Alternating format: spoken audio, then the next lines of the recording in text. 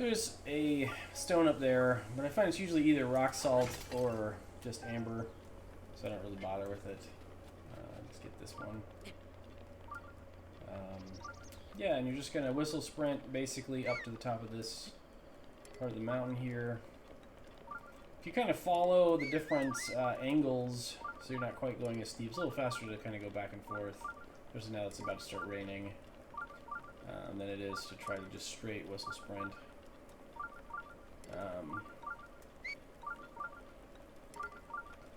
Yeah, so I'm just going to head up here to the top. There's another Korok seed at the very top. And if it wasn't raining, I would use a Rivali's Gale and kind of fly up there. But because it is, this is sort of that time when it stinks that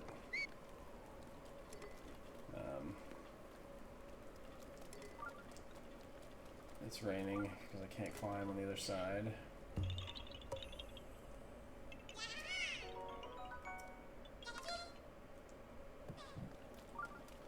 Usually I don't do that. So right, if I Rivali's Gale up there, I actually land somewhere in this area. And so you have to still climb a little bit. And with the rain, I probably won't make it. So what I'm going to do is I'm going to go this way instead. And again, with the rain, I don't know, I usually grab this rush room.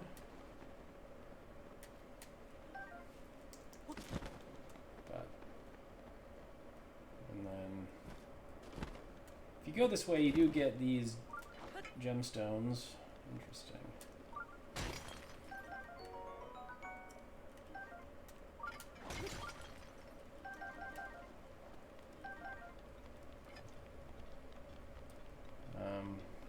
Sort of campfire and burn stuff here if you want, but the other thing you can do is if you go right around the corner here,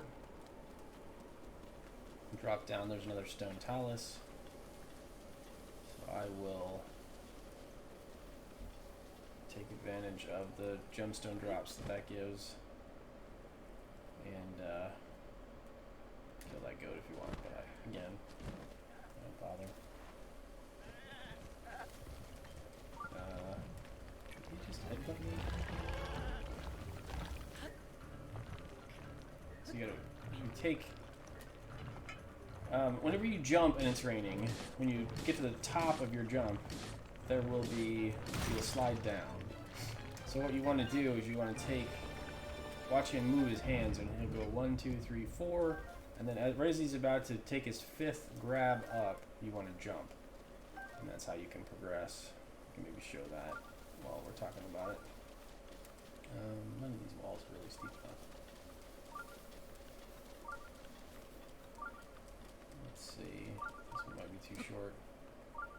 So if I jump, I slide down. So you go 1, 2, 3, 4, and then jump.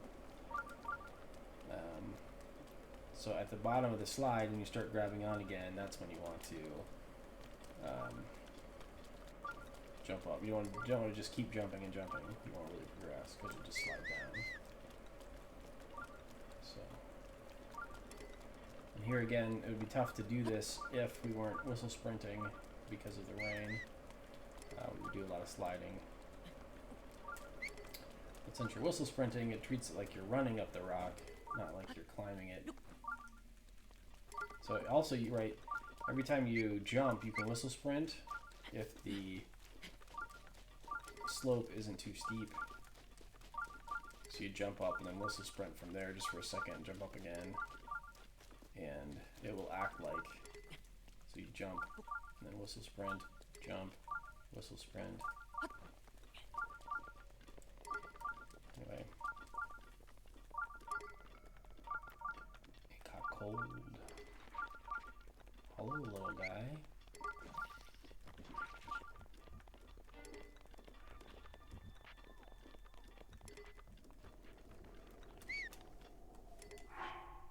All right.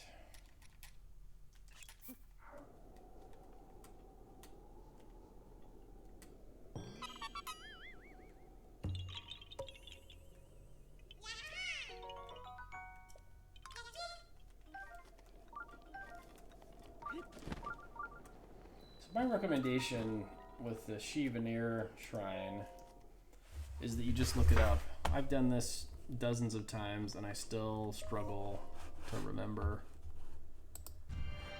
So you just look up She Veneer Shrine Solution, and then you click on images, and I will give you one. So this one, there is a two-handed weapon that I am not going to get because I don't need it. But if you go up this ramp and up to that ledge right there,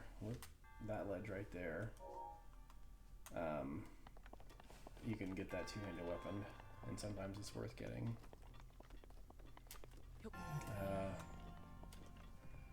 It's not a wind cleaver, which is the weapon that's held by the Yiga clan. I can't remember. It's like that though. It's the... Dang it, I cannot remember the name.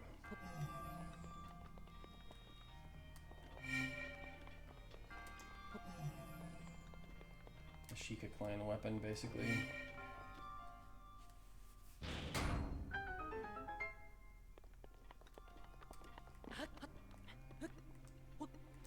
And of course, these two shrines, the way that the balls are placed in the shrine when you arrive is the solution to the other shrine, the mirror shrine that we're about to go to. And then the way that they're placed in that one when you arrive is the solution to this one. So if you have your camera, you can just take a picture and refer the picture. But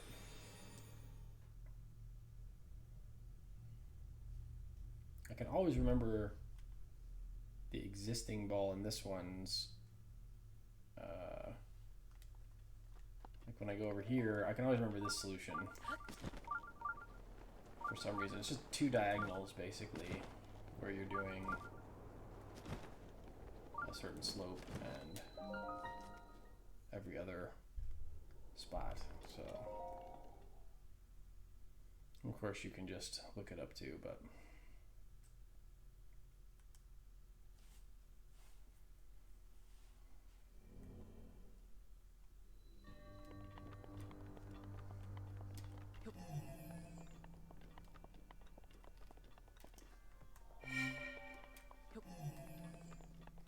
And there is another ledge that has a one-handed weapon. It does like 15 damage, I think. That I never really bother to get typically.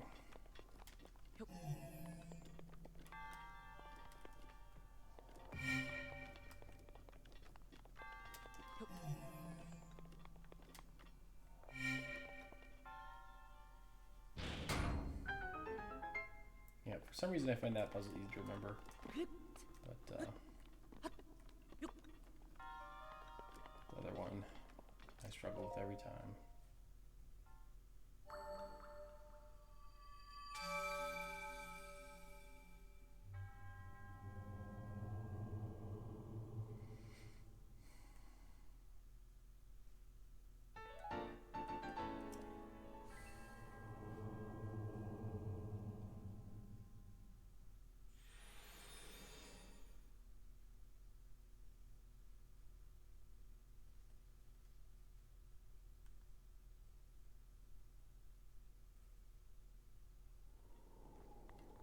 So now I'm going to drop down.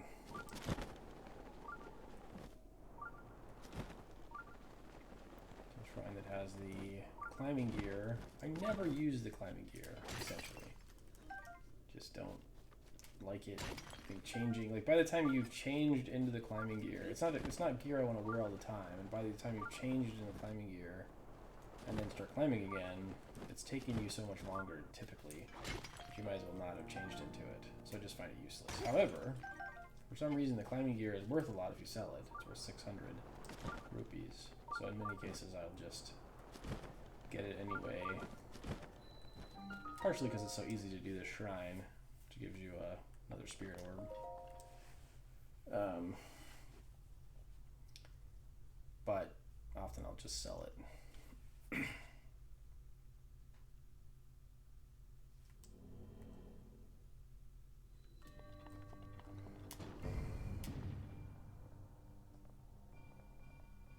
This one you can wind bomb, and a lot of guys do, but it takes a very specifically timed wind bomb that shoots you more forward than up. And so even if I was doing wind bombing in this run, this playthrough, I probably wouldn't do it, just because usually I screw it up and then I just end up dying.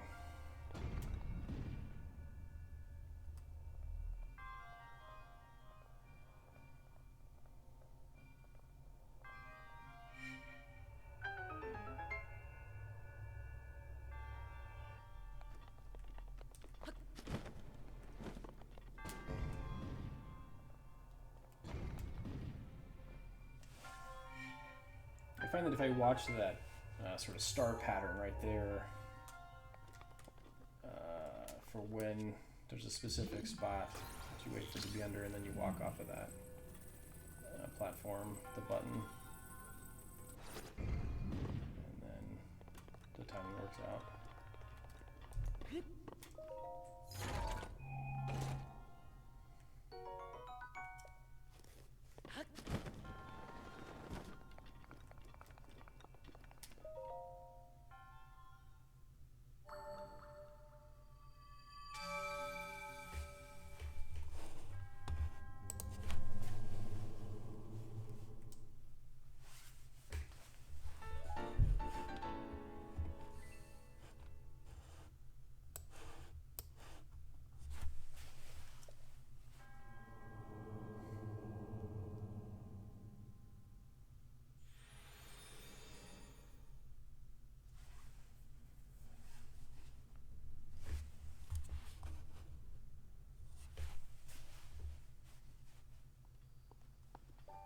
So you can just go this way over to the stables. There is a Bokoblin camp and stuff there, but I am going to go up to the top of the mountain here. One of the reasons I like getting Shea Veneer kind of early in the game is there's a lot of places you can glide to from there. So, gonna go that route.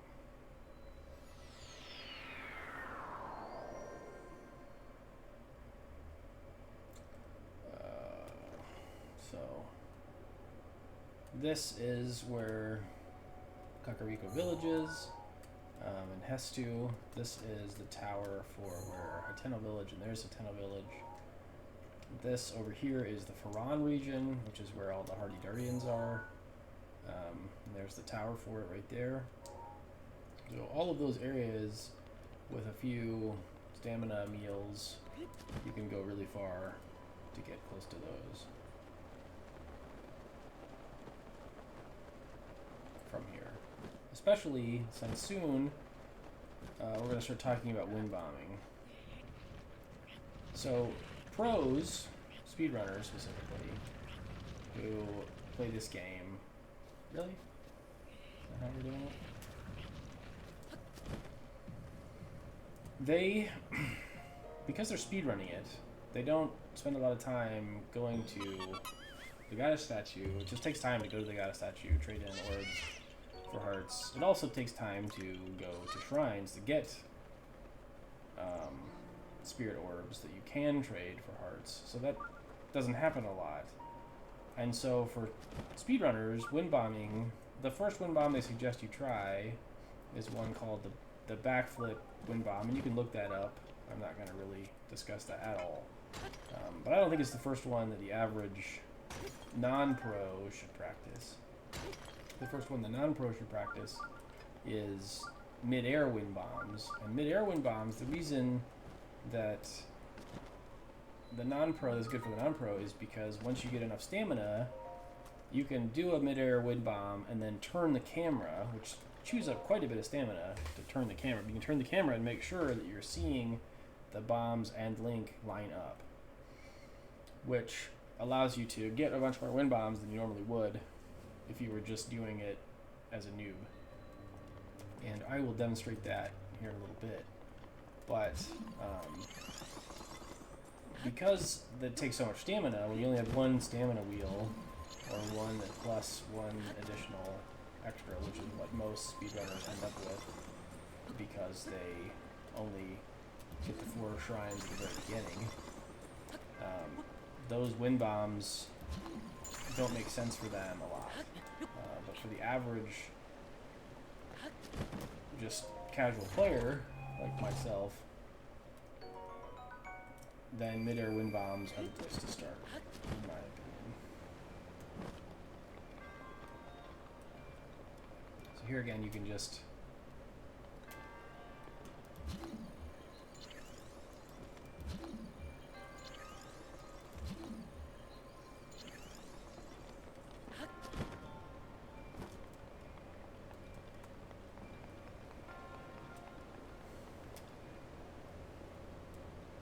I was going to say, actually, so I guess I will not worry about it.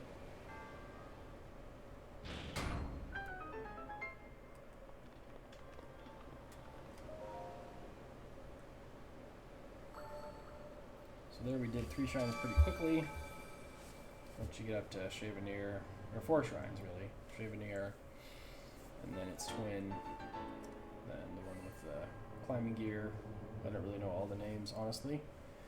And then this one that we just did, which is Dahamner or something of that nature.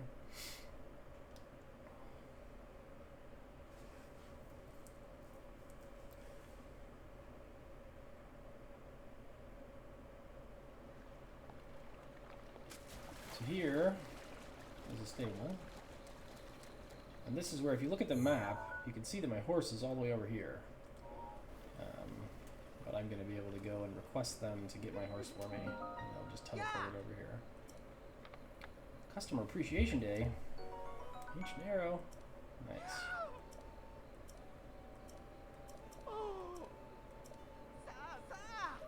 Just going to buy some arrows.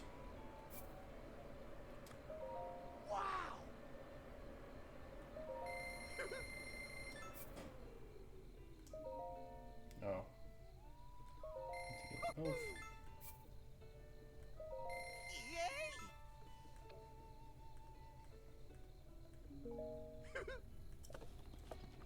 I don't know if I want to cook anything.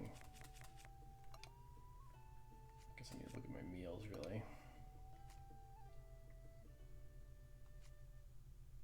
I don't have any attack up, but I don't really have any good attack up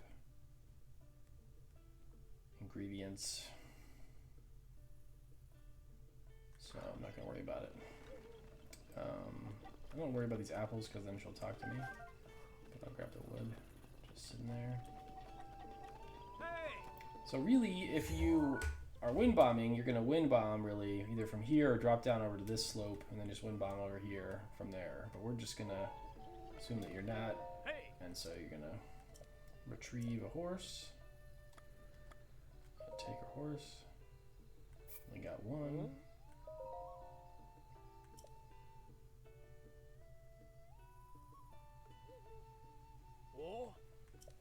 Sweet, thanks. And now it's raining.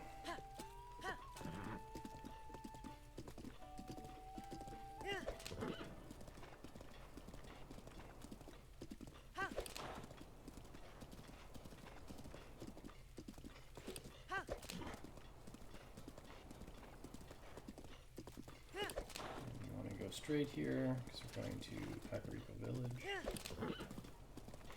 I'm trying to remember if there's another.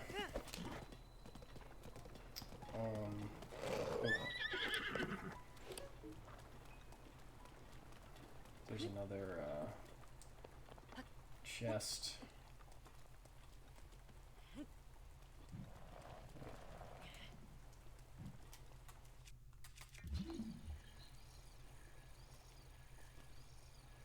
So I thought there might be a chest in the water that was ice arrows, which are well worth grabbing, but maybe my memory is faulty. Of course, maybe that's in master mode too. So anyway, I won't worry about it.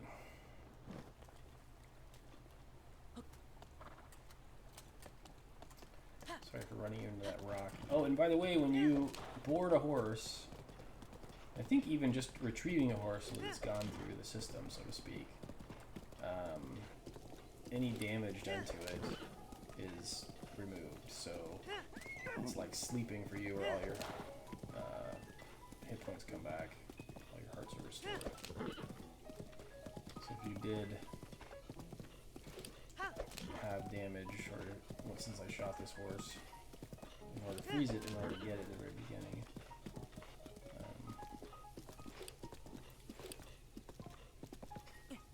So I'm going to try to sneak strike these guys. It's after 10, or is right at 10. And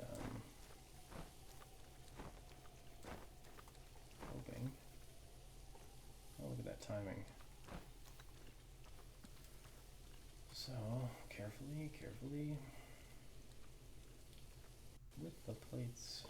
And then you got to make sure you don't move until you've crouched again. And as I get closer, I slow down. As soon as I see the Y, I don't really care about that. Now do I?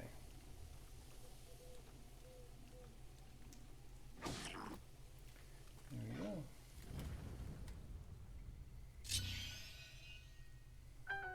Horned chest with purple eyes made yellow.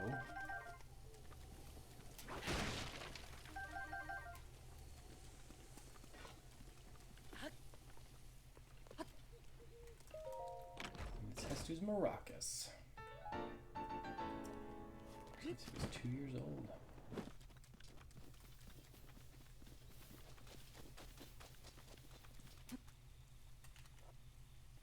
If you do the whole ZL to get the camera to be right behind you, it's much easier, I find, to control the horse. Although I don't spend a lot of time on horses, so I don't feel like I'm very good at controlling the horse anyway.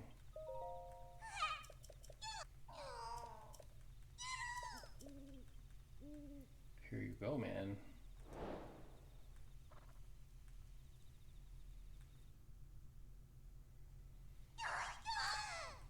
And as far as I'm concerned, you pretty much can live without more shields and more bow slots. Because it's very rare that you would run out, like break them all. So as far as I'm concerned, the only slots you really need to worry about are weapon. But so I definitely would start with the 2 weapon slots here, mostly because weapons also, it's just sort of nice to have more choices. Like some of these things that you see in my inventory, I view as tools, like the iron sledgehammer, breaking rocks and boxes with it mostly.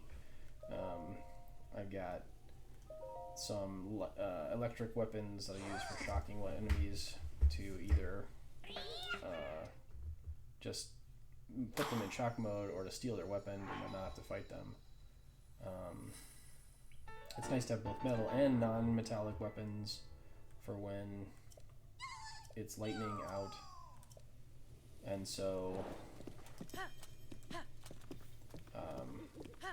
it's true also of bows and shields. Like it's nice to keep a non-electric item of those types in your inventory, but I just think it's a much bigger deal with weapons. So weapons are the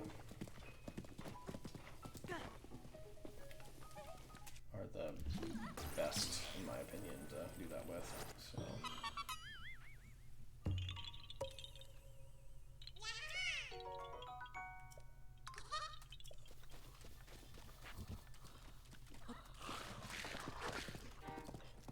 Goodbye.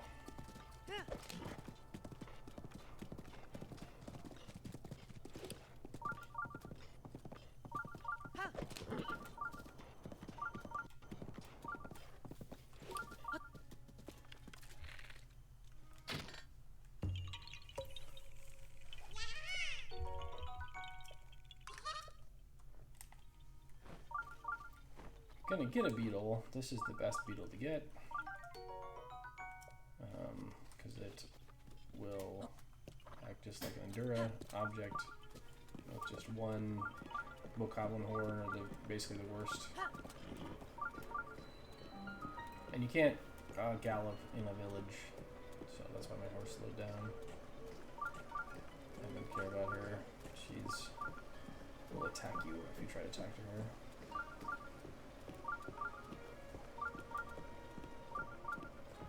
I am going to go up to the shrine first. Get that out of the way. And then I'll come back to the village.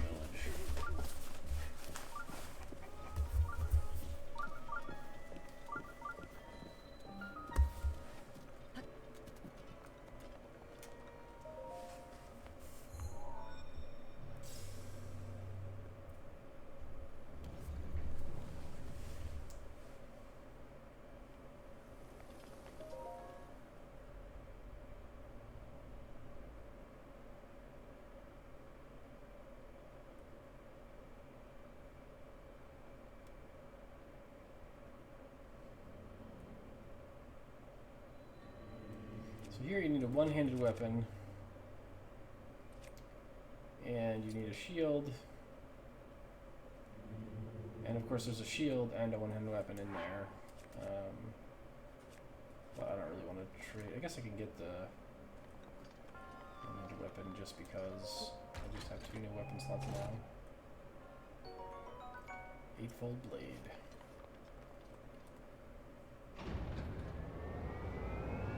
And this is the quote-unquote tutorial, so you have to go through and do each thing. Side hop. And all of these are really good to learn, like learning to hold your shield up, which targets the enemy, which is the L button, and then getting your flurry rushes is really good. So you just need to hit him once. No more damage necessary. And damage in this case really means damage to your weapons.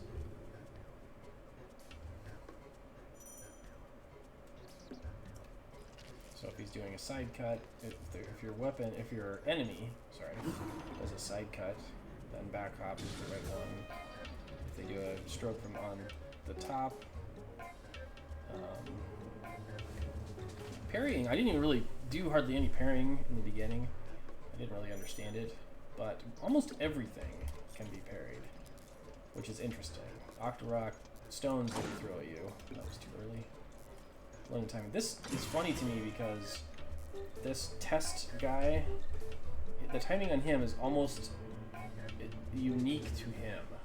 Every enemy has a specific timing, a specific window that each of these things, the hops,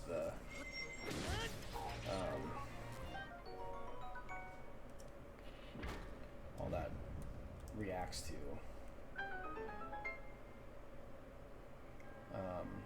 So the window when to press the button to do the thing changes from enemy to enemy, which is sort of frustrating because then it feels like you're not really learning anything as you go. You're wondering, did I, all this practice, did it get any better? But it's really, you have to practice on a specific enemy over and over. But, anyway.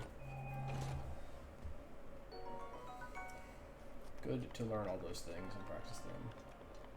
Which I assume really, you probably already are if you're watching this, but.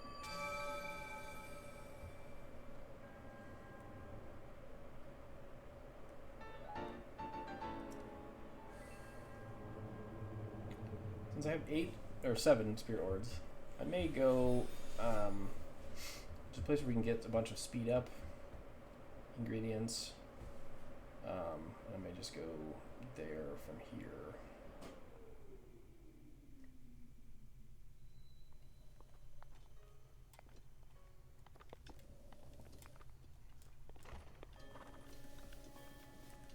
So I like to go to the top of that hill right there. If you look up in the dark, you can see there's some glowing objects, blue nightshade, and such. And now, we haven't really used Revali's Gale much, but this is where Revali's Gale gets really nice. Jump, hold X, and voila! I didn't even have to climb that. So, the beauty of this is, this will give us enough. Maybe need to go to Kakariko Village just to get all of the lightning bugs before it gets light. So I've changed my mind. I'm not sure there's a best order here, but the very first thing I like to do is get the Chica set and change into a ninja.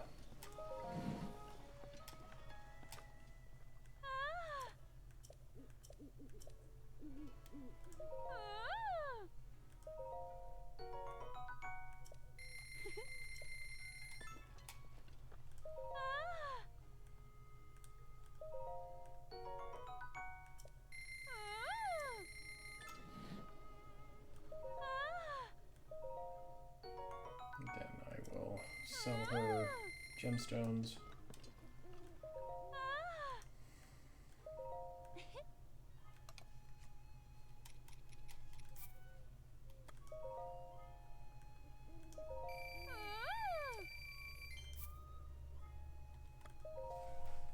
Once again, seemed like we got close to no rupees, but now we got plenty again.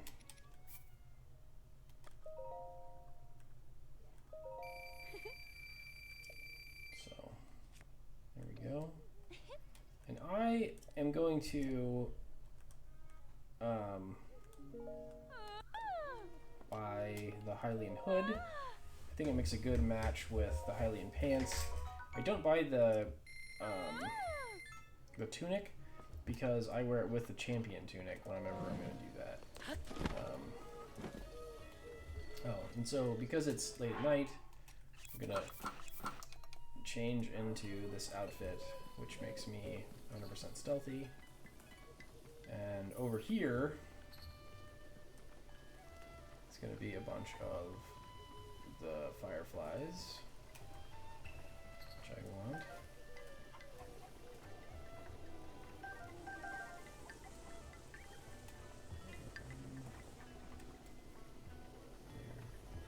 Some sneaky snails. Don't really need those yet. I don't have...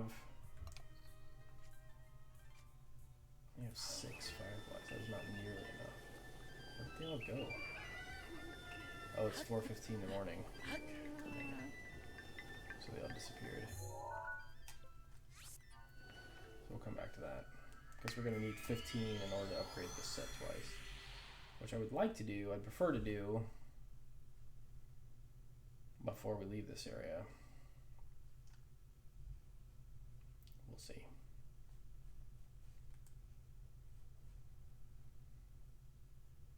So again, I'm going to go get one more spirit orb, which also, I like this shrine because it's the closest to fleet lotus seeds.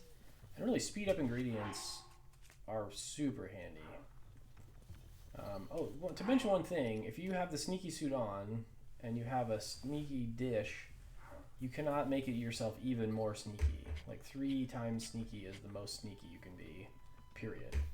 So like if you have the barbarian set, which is an attack up set, for example, you can't eat an attack up meal and become even, it does not multiply. There's no additional benefit.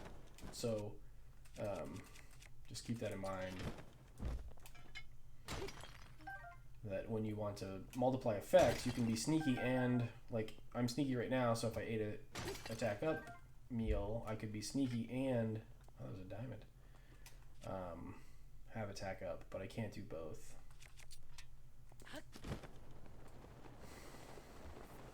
So I think it's safer actually to glide over there and then go to the shrine, but I'm going to try to go directly to the shrine from there. And see if I can land behind these Lizalfoses that are going to be here without them seeing me. So the rain actually helps. Rain is sort of an automatic sneaky up by 1. So in that way it helps a lot. Yeah, so it's going to be fine.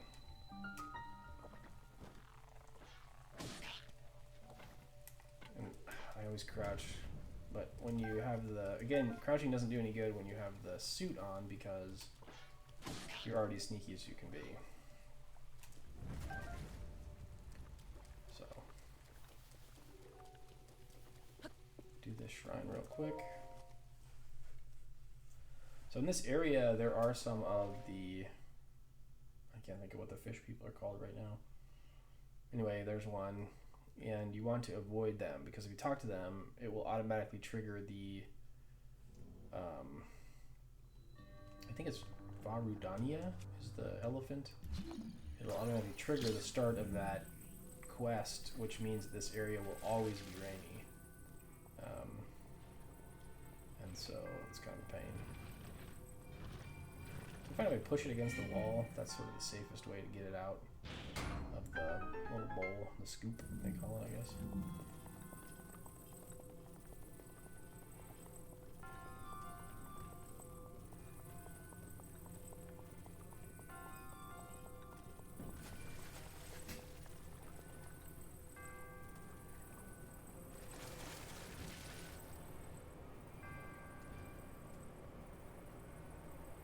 With walking is the best way to do movement where the scoop doesn't move so fast that the ball falls out. But anyway.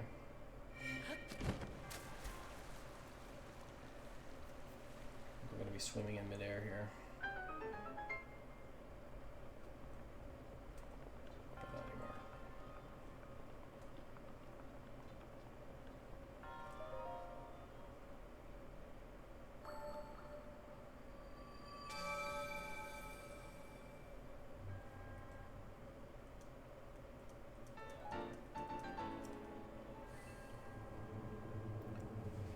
So there is going to be a Stalker Guardian, which, in order to do the series that I do, I always kill. And ideally, by deflecting beams. We do have some pretty good ancient weapons, and so that would be fine. But best if you don't have any wear and tear on your weapons if you use just use deflected beams.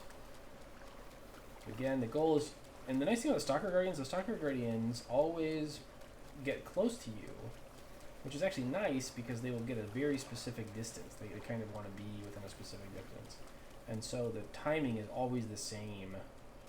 So here I'm sneaky, right? He hasn't seen me yet because I'm so sneaky. I kind of want to get that distance, and so he'll stop. And that means that the timing is always the same. You see that flash, you press the button, and if all goes well,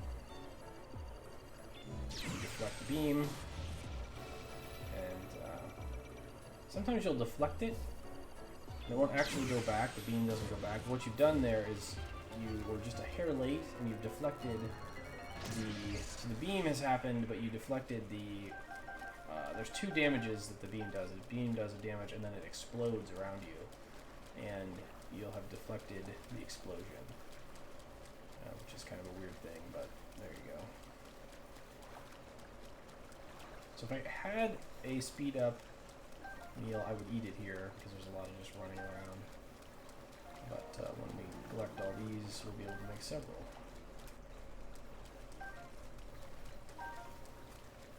So again, this is a nice opportunity. If you turn on stasis, you see how glaring these become. Okay, I'm going to go over here first. Correctly.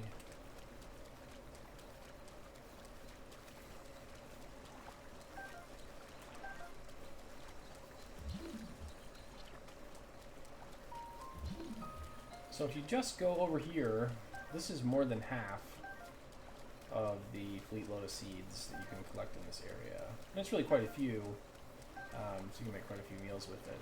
But if you go on the other side of that bridge right over there, there's more, and that's the method I'm going to do. So there is a Lizalfos right there, and I want to kill him. So I'm actually going to just use one of these guys. One of these.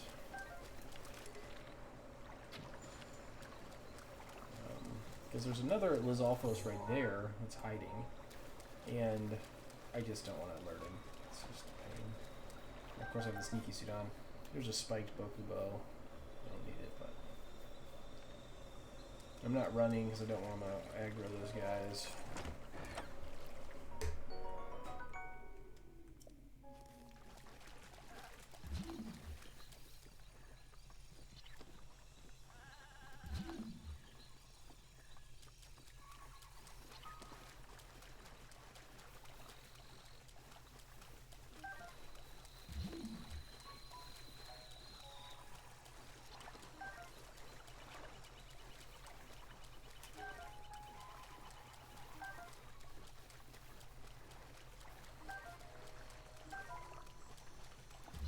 These Fleet Lotus seeds have a value of 2.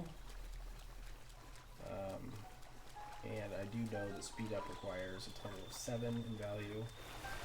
So 3 of these plus a single one, like a hasty carrot, and voila. But of course, because you have 5 potential slots, the reason you cook 5 ingredients instead of 4 primarily is because you get the extra time on it. So when you get a chest, if you push the up button, it lifts up on it. It doesn't just pull it out of the ground immediately. But if you use the motion controls instead of the stick, it will just pull the thing right out of the ground right away. By the way, something took me a while to figure out. So, but nice because it's kind of a pain to like spend a while trying to pull a chest out of the ground. There's usually just a couple more over here, and often I don't bother with them. Oh, right. This is the thing that actually identifies them. But I just want you to know they're there. There is a Korok seed that goes onto this little island right here, and there's a Lizalfos right there, maybe? That you have to kill in order to have it not bother you. Anyway, you can do that, but I'm going to skip it. And we're going to head back to the village. Cook some meals, get some ingredients, buy some arrows, talk to the old lady, which starts the quest for the camera and the Chica Slate upgrades.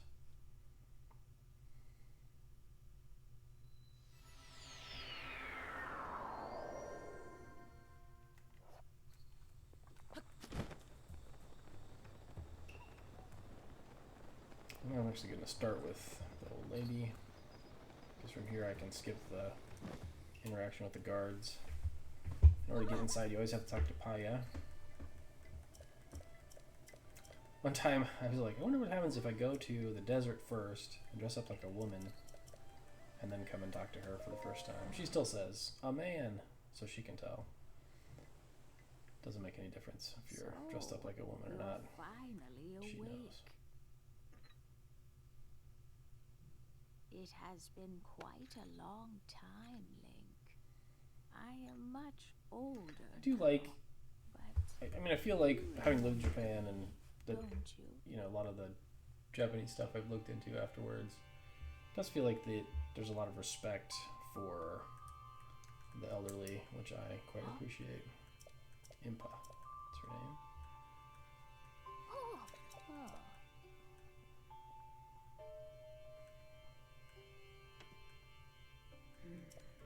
Oh. So you have to say, yes, I am so ready to risk everything. I have conviction. Yep. And then she's going to tell you a story, which is a cutscene you can skip. And then she's going to want to tell you about divine beasts. Even though you beat one, she's going to say, oh yeah, I see you did. But let me tell you about them anyway. And I'm going to say, no, I understand.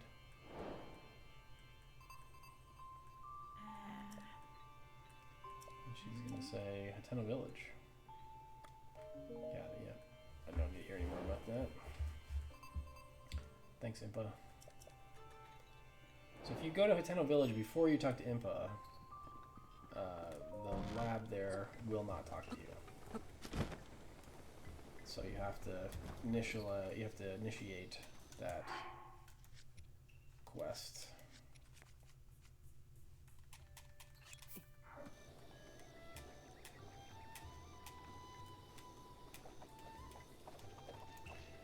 T-Pain.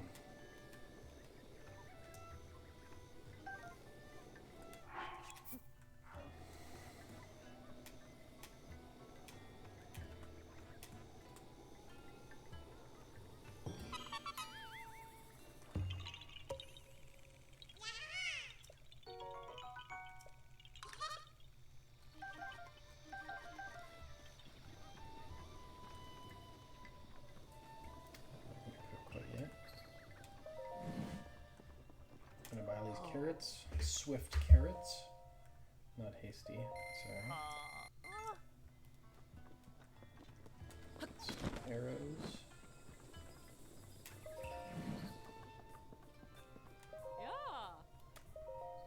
You can talk to her. So if you look at her when I'm, it's not doing it now, but any of the PC characters that have a little exclamation point over their head also have a quest that they will send you on. So she has a little light. All the torches with your bow to show her how great a archer you are. And then she'll give you some money, but I'm not gonna bother because I don't care. Oh, why is this so painful? Alright, so see how he has an exclamation point? He will give you a quest. Should you want one. So I'm going to make me some hasty. So really that has 8 value, right? Because it's 3 of the, it's 2 swift carrots and 3 of the fleet lotus seeds. So each one of these is worth 2 and I use 3 of those. So actually I could cook 2 of these because that's 2 and then 4 points worth and then 5, 6, 7. And that will do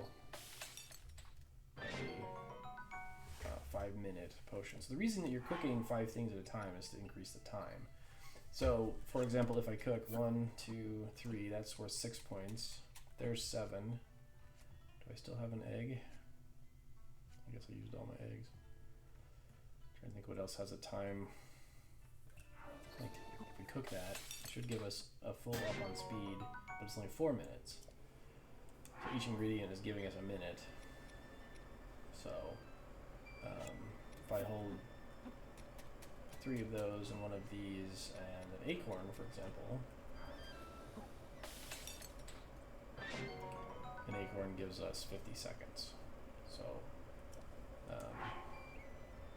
anyway, that's the logic of cooking in this game. So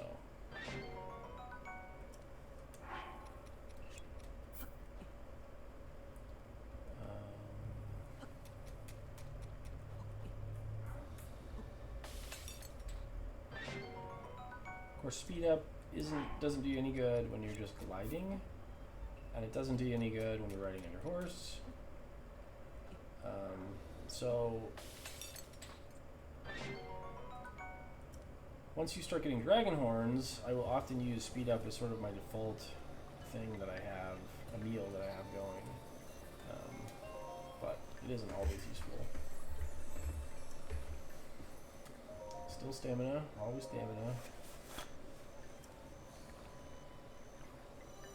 I do think if you really want to, especially if you're going to go for the Master Sword,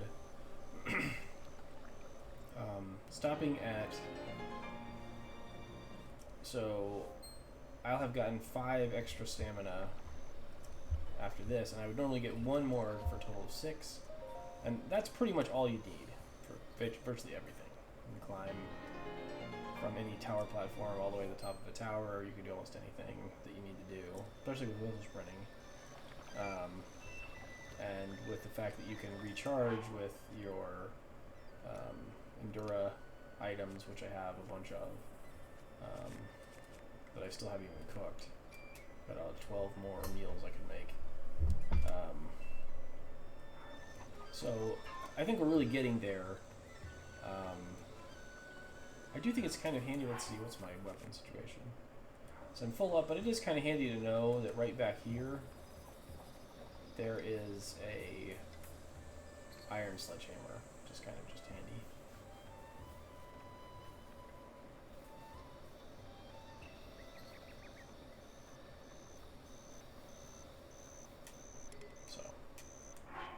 drop my used one. Grab one of these.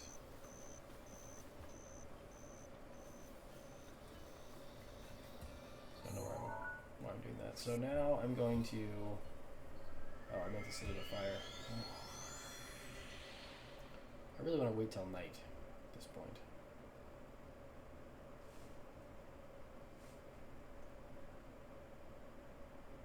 Because I still need, in my mind, the fairy fountain is kind of like cooking.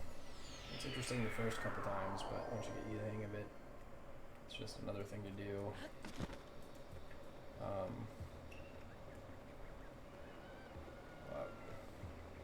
So I would like to get all of the sunset fireflies I need to upgrade my set all the way.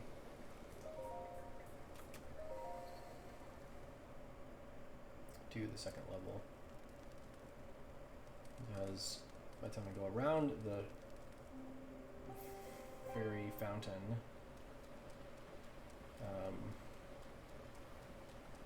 we'll have gotten all of the blue nightshade that I need.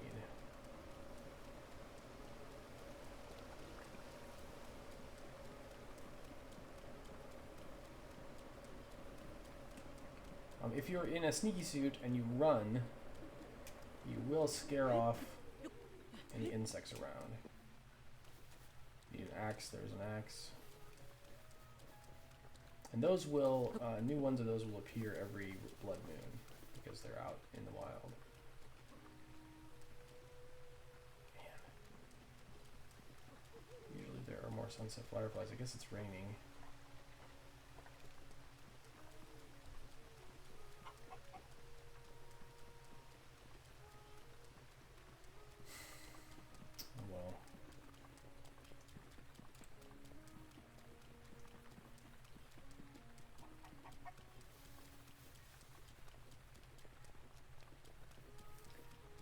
So there's a blurpee, I think they're called, right over here.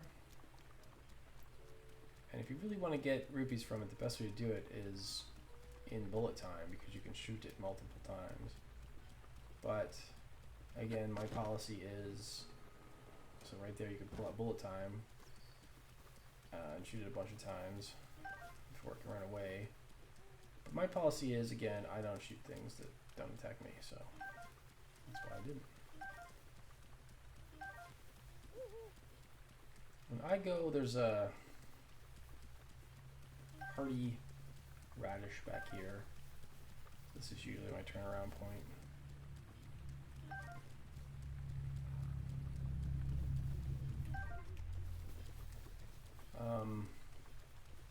The bucks and the boars will actually attack you sometimes, do damage, which is funny, but not normally.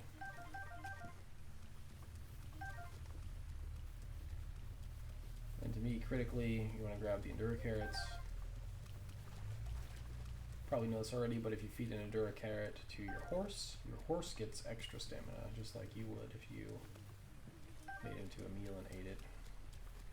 Kind of a fun little thing.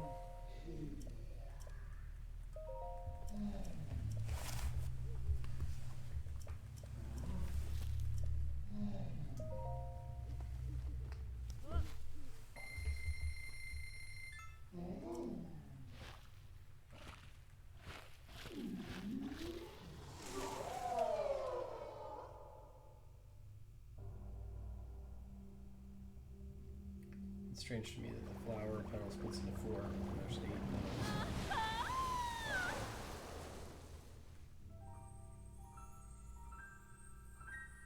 Something really odd about this being the mechanic that increases the usefulness of your clothes. But there you go.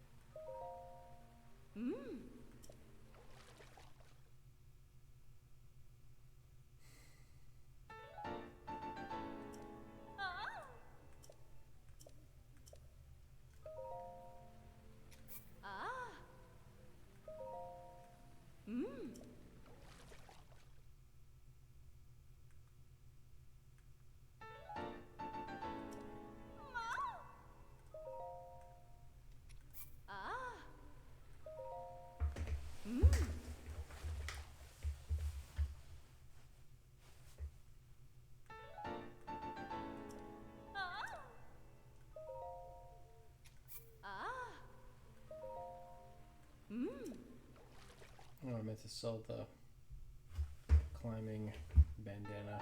I forgot.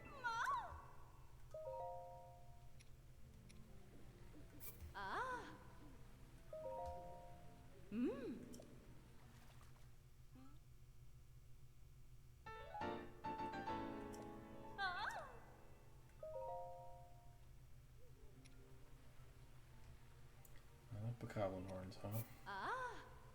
So here, see, I have plenty of blue nightshade, but I don't have enough sunset fireflies. So yeah, we'll do the mask. And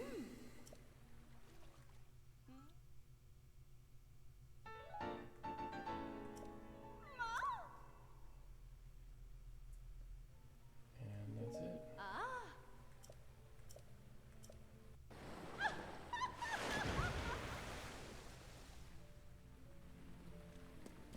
So, I think I've got time for some thoughts on wind bombing, and we'll go from there. So again, the idea of wind bombing is you're placing one bomb, you're waiting a fraction of a moment, you're placing another bomb, and the idea is that that bomb lines up with Link's, essentially his back, his shield, ideally. And you're blowing up the first bomb you put in.